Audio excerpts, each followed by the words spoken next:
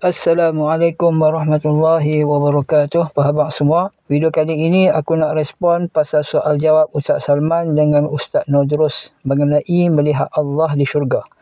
Sebelum kita teruskan, kita tengok dulu videonya. Mukmin melihat Allah di akhirat kelak. Ya.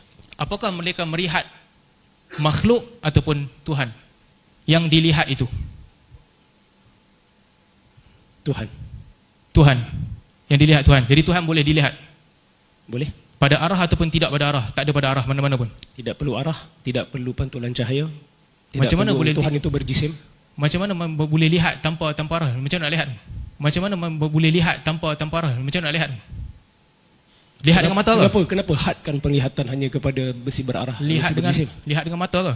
Betul, lihat dengan mata. Allah boleh ciptakan penglihatan pada mata tanpa jisim. Boleh tak lihat? Ini kita bukan cerita pasal Tuhan. Tuhan ada perkara-perkara yang mustahil pada manusia, tidak mustahil bagi Tuhan. Tak, Allah cipta kepada manusia, untuk manusia. Allah ciptakan. Ya. So makhluk yang diciptakan. Tak, penglihatan itu Allah cipta, tapi yang dilihat itu bukan makhluk. Penglihatan itu makhluk, yang dilihat itu bukan makhluk. Yang dilihat itu apa? Allah. Zat Allah yang dilihat. Ya, betul. Tapi tidak ada arah. Tidak ada arah. Tidak ada arah tapi dilihat. Artinya, betul. Ustaz claim sekarang mata manusia boleh capture sesuatu tanpa stimulus luaran. Betul. Ini kontradiksi. Ini pasal manusia, ini bukan pasal Allah Taala. Ini contradiction. Ini bukan beyond comprehension. This is total contradiction. Why? Sorry, saya tak boleh tanya. Sorry. Okay. So boleh tanya dengan izin. Kalau dikatakan ini betul-betul contradiction. Sebab manusia tengok dengan mata, signifikannya adalah tengok mesti dengan stimulus. Kalau tengok dalam kepala itu lain, itu dalam mimpi. Baik, kemungkinan Ustaz Salman tanya Ustaz Nodros adalah untuk membuktikan bahawa Asy'ariyah pun mengatakan Allah bertempat dan berarah. Jadi Ustaz Nodros jawab, kita akan melihat Allah di syurga tanpa Allah bertempat dan berarah. Jadi Ustaz Salman kata ini kontradik. Mungkin maksud kontradik dia tu ialah apabila seseorang melihat sesuatu objek di hadapan, maka mestilah objek tersebut berada atau bertempat pada arah depan. Ini bukan masalah kontradik tetapi masalah tahlazum. Yakni bila kita lihat Allah, maka lazimlah dan mestilah Allah di hadapan. Maka jadilah Allah bertempat dan berarah. Jadi ada beberapa firqah yang meyakini bahawa akan berlaku talazum bila kita melihat Allah. Pertamanya, firqah Mu'tazilah. Oleh kerana mereka kata akan berlaku talazum, maka mereka terus menafikan melihat Allah di syurga nanti. Mereka juga berhujah dengan Al-Quran dan hadis, tetapi semua itu telah dijawab oleh ulama Asy'ariyah secara tuntas. Kedua, firqah Mujassimah.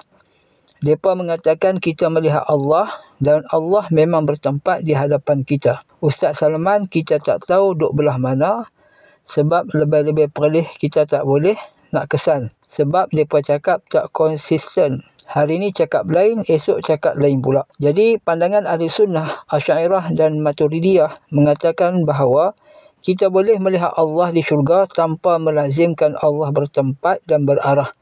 Bagi kita melihat sesuatu objek tidak menjadi satu kemestian bahawa objek tersebut mesti ada di hadapan. Ia hanya adat kebiasaan sahaja. Boleh sahaja melihat sesuatu objek tanpa objek tersebut ada di hadapan. Syekh Ramadan Buti mengatakan bahawa Allah boleh memberi kekuatan pada mata kita untuk melihat objek yang tidak ada di hadapan. Di dalam sebuah hadis, Abu Hurairah radhiyallahu anhu mengatakan bahawa Rasulullah sallallahu alaihi wasallam bersabda, "Apakah kalian melihat kiblatku di sini?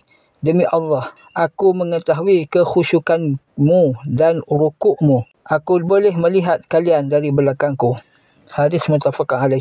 Pada hadis yang lain, riwayat Muslim, Abu Hurairah berkata, Rasulullah SAW salat mengimami kami pada satu hari.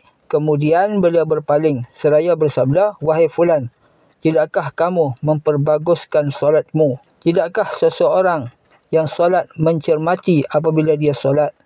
Bagaimana dia salat? Dia salat adalah untuk dirinya sendiri. Demi Allah, aku melihat dari arah belakangku sebagaimana aku melihat dari arah depanku." Qadhi Iyad mengatakan bahawa Imam Ahmad bin Hanbal radhiyallahu anhu dan majoriti ulama berkata yang dimaksudkan dengan melihat ialah melihat dengan mata yang sebenar. Jadi Nabi melihat sahabatnya dengan matanya sedangkan sahabat-sahabatnya tidak berada di hadapannya.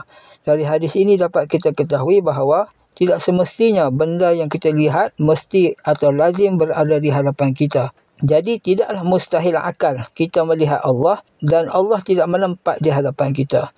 Kesimpulannya, pegangan Asy'ariyah bahawa Allah boleh dilihat tanpa Allah bertempat. Pegangan Ustaz Salman, kita tak tahu dia ikut belah mana. Tak pi kat dia lah. Ikut dia lah noh. Okey, kita jumpa lagi. Assalamualaikum warahmatullahi wabarakatuh.